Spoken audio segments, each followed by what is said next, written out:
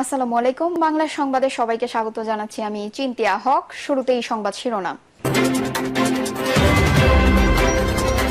RAB বিলুপ্ত করার সুপারিশ বিএনপির। এদিকে জাতিসংঘ মানবাধিকার কাউন্সিলের ভাইস প্রেসিডেন্ট পদে বাংলাদেশ নির্বাচিত। জানাবো ফিলিস্তিনের সমস্যা সমাধানে কার্যকর পদক্ষেপ চায় জামায়াত। অপরাধীদের যারা স্টেপ এক্সিট দিয়েছে তাদের খুঁজে বের করতে হবে। এবং সর্বশেষ জানাবো সাম্প্রদায়িক সহিংসতায় 2.5 মাসে 88 মামলা, গ্রেপ্তার 70। দর্শক শুনছিলেন সংবাদ শিরোনাম, এখন বিস্তারিত। র্যাব বিলুপ্ত করার সুপারিশ বিএনপির।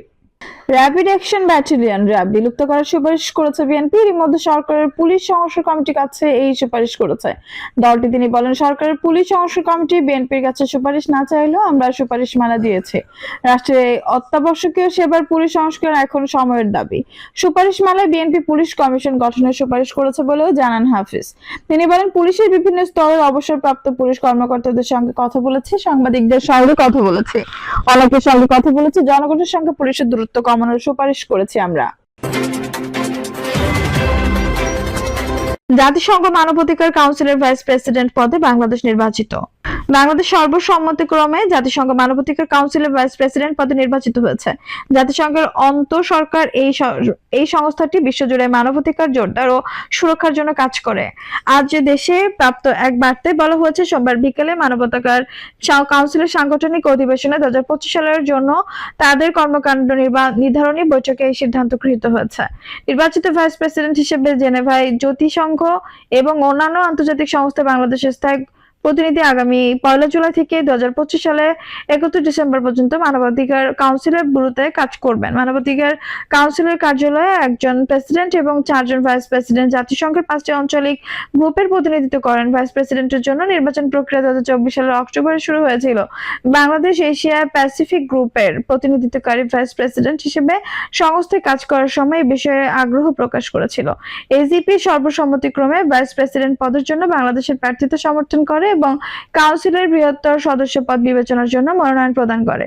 অবশেষে প্রক্রিয়াটি সফলভাবে সমাপ্ত হয় যখন বাংলাদেশ ভাইস প্রেসিডেন্ট হিসেবে দায়িত্ব পালনের জন্য কাউন্সিল সদস্যদের সর্বসম্মত সমর্থন অর্জন করে। 2006 সালে জাতিসংঘের সাধারণ পরিষদে মানবাধিকার কাউন্সিল প্রতিষ্ঠিত হওয়ার পর প্রথমবারের মতো জাতিসংঘের এই মর্যাদাপূর্ণ মানবাধিকার সংস্থার ভাইস প্রেসিডেন্ট হিসেবে দায়িত্ব পালন করতে যাচ্ছে বাংলাদেশ। পররাষ্ট্র মন্ত্রণালয় জানিয়েছে, এই নির্বাচন প্রধান উপদেষ্টা অধ্যাপক মোহাম্মদ ইউনূসের বিচক্ষণ নেতৃত্বের প্রতি আন্তর্জাতিক সম্প্রদায়ের আস্থা ও বিশ্বাস এবং বহুপাক্ষিক ক্ষেত্রে বাংলাদেশের সক্রিয় ভূমিকা ও ক্রমবর্ধমান প্রভাবের স্বীকৃতির আরেকটি উদাহরণ। ফিলিস্তিনের সমস্যা সমাধানে কার্যকর পদক্ষেপ চায় জামায়াত। অনধিক বিলম্বে যুদ্ধ বন্ধ করে মানবাধিকার সমুন্নত রাখা এবং ফিলিস্তিনের সমস্যার স্থায়ী সমাধানে কার্যকর পদক্ষেপ গ্রহণে জাতিসংঘ, ইউরোপীয় ইউনিয়ন সহ বিশ্বের সব মানবতাবাদী রাষ্ট্র, প্রতিষ্ঠান ও সংস্থার প্রতি উদাত্ত আহ্বান জানিয়েছেন বাংলাদেশ জামায়াত ইসলামীর আমির ডক্টর শফিকুর রহমান। তিনি বলেন, গাজা সহ পুরো ফিলিস্তিন, কাশ্মীর, মিয়ানমার এবং বিশ্বের বিভিন্ন দেশে মানবাধিকার চরমভাবে লঙ্ঘিত হয়েছে। বর্বর ইসরায়েলি বাহিনী মূলত মুসলিম জাতিগোষ্ঠী চিরতরে নির্মূল করার লক্ষ্যে গাজায় গণহত্যা চালাচ্ছে। খুন ইসরায়েলি বাহিনীর বোমা হামলা থেকে নারী, শিশু, বৃদ্ধ, ছাত্র, শিক্ষক, ইমাম, মুয়াজ্জিম, বুদ্ধিজীবী কেউই রেহাই পাচ্ছেন না। যুদ্ধ সব নিয়ম নীতি ভুলণ্ঠিত করে মানবতার দুশ্মন ইসরায়েলি বাহিনী ঠান্ডা মাথায় 44,000-এর বেশি বেসামরিক নিরস্ত্র ফিলিস্তিনিকে নির্মমভাবে হত্যা এবং 1,05,000-এর অধিক মুসলিমকে আহত করেছে, যাদের অধিকাংশই নারী ও শিশু। গাজায় চরম মানবিক বিপর্যয় দেখা দিয়েছে। সেখানকার 80% বসত ভিটা মাটির সঙ্গে মিশিয়ে দেওয়া হয়েছে। গাজাবাসীর জন্য চিকিৎসা সামগ্রী, ঔষধ, খাদ্য, পানি কোনো কিছুই ঢুকতে দিচ্ছে না মানবতার দুশ্মন বর্বর ইসরায়েলি বাহিনী। এর নিন্দা জানানোর কোনো ভাষা আমাদের জানা নেই। তিনি আরো বলেন, কাশ্মীর, মিয়ানমারের রাখাইন, লেবানন, ইউক্রেন সহ বিশ্বের বিভিন্ন দেশে মানবাধিকার লঙ্ঘিত হচ্ছে। বিশ্ব মানবাধিকার দিবসে আমরা অনতিবিলম্বে যুদ্ধ বন্ধ করে মানবাধিকার সমুন্নত রাখা এবং ফিলিস্তিনের সমস্যা স্থায়ী সমাধানের কার্যকর পদক্ষেপ গ্রহণ করার জন্য জাতিসংঘ, ইউরোপীয় ইউনিয়ন সহ বিশ্বের সব মানবতাবাদী রাষ্ট্র, প্রতিষ্ঠান ও সংস্থার প্রতি উদাত্ত আহ্বান জানাচ্ছি। অপরাধীদের যারা সেফ এক্সিট দিয়েছে তাদের খুঁজে বের করতে হবে। বৈষম্য বিরোধী ছাত্র আন্দোলনের আহ্বায়ক হাসনাত আব্দুল্লাহ বলেছেন, বিগত বছরগুলোতে গুম খুনের সাথে জড়িত ব্যক্তিদেরকে যারা সেফ এক্সিট দিয়েছে তাদের খুঁজে বের করতে হবে। একই সাথে যারা আমাদের নিরীহ পুলিশকে বিরোধী মত দমনে গুম খুনের কাজে ব্যবহার করেছে তাদেরও সামনে আনতে হবে। হাসনাত বলেন, 1971 সালে পুঁজি করে যাদের ইজ্জত নেওয়া হয়েছে তাদেরকে ইজ্জত ফিরিয়ে দিতে হবে। বিচার নিশ্চিত না করে আমরা রাজপথ ছাড়ছি না। ক্ষমতায় যাওয়ার আশায় যেসব রাজনৈতিক দল আওয়ামী লীগকে ক্ষমা করার কথা বলছে তাদের উদ্দেশ্যে কখনো সফল হবে না। যারা বিচারের আগে আওয়ামী লীগকে আবার রাজনীতির মাঠে আনতে চান তাদের শহীদের রক্তের উপর দিয়ে যেতে হবে। ভারতের সাথে চোখে চোখ রেখে কথা হবে উল্লেখ করে তিনি আরো বলেন, ভারতের সাথে আর কোনো নতজানু সম্পর্ক নয়, এখন থেকে কথা হবে চোখে চোখে রেখে। ভারত চেয়েছে সংখ্যালঘুকে উস্কে দিয়ে দেশে অস্থিতিশীল পরিবেশ তৈরি করতে, কিন্তু আমরা ভারতের ফাঁদে পা দেইনি। তাদের সাথে আর কোনো সমঝোতার রাজনীতি চলবে না। আর কোনো গুম নাই, আর কোনো খুন নাই, হয় মাতৃভূমি না হয় মৃত্যু।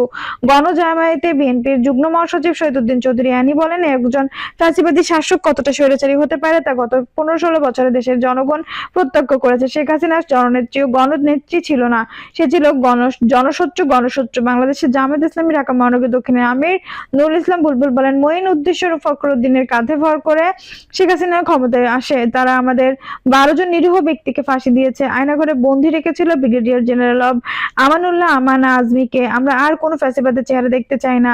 আমরা 18 কোটি জনগণের মুখে হাসি দেখতে চাই। আওয়ামী লীগের শীর্ষ নেতাদের বিচারের দাবি জানিয়ে জাতীয় নাগরিক কমিটির মুখপাত্র সামান্তা শারমিন বলেন, বিগত বছরগুলোতে গুম খুনের সাথে জড়িত প্রতিটি আওয়ামী লীগ ফ্যাসিবাদ সরকারকে বিচারের আওতায় আনতে হবে। উচ্চ পর্যায় থেকে শুরু করে নিম্ন স্তর পর্যন্ত যারা মানুষের অধিকার কেড়ে নিয়েছিল তাদের সবাইকে আইনের আওতায় আনতে হবে।